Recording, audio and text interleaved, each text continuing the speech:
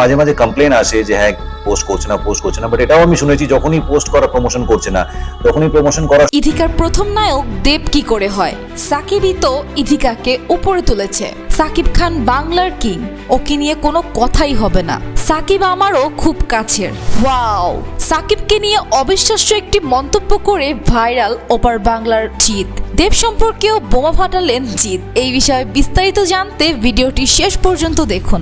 দর্শক, যেখানে দেব কিশোরী গানের সাকসেসের পর খাদানের প্রমোশনে ইথিকাকে কাজে লাগাতে চাচ্ছে, তাই দাবি করে বলছেন ইথিকার প্রথম নায়ক তিনি, কারণ 3 বছর আগেই ইথিকার সাথে খাদানের কন্ট্যাক্ট হয়েছিল। সেখানে সাংবাদিকদের প্রশ্নে সাকিবের পক্ষ নিয়ে এবার মুখ খুললেন জিৎ। জিৎ জানান, এটা তো পরিষ্কারই প্রিয়তমা ইথিকার প্রথম সিনেমা, ইথিকাকে সুযোগই করে দিয়েছে সাকিব খান। সেখানে ইথিকার প্রথম নায়ক হওয়ার কথা বলা দেবের উচিত হয়নি। এতে আমার মনে হয় দেব নিজের অস্তিত্বই ভুলে যাচ্ছে। আর সাকিবের পক্ষে কথা বলায় সাকিবিয়ানদের চোখের মনি হয়ে গেছে ওপার বাংলার জনপ্রিয় অভিনেতা জিৎ। একদল সাকিবিয়ানরা বলছে দেব খাদানের প্রমোশন করতে গিয়ে হুঁশ হারিয়েছে।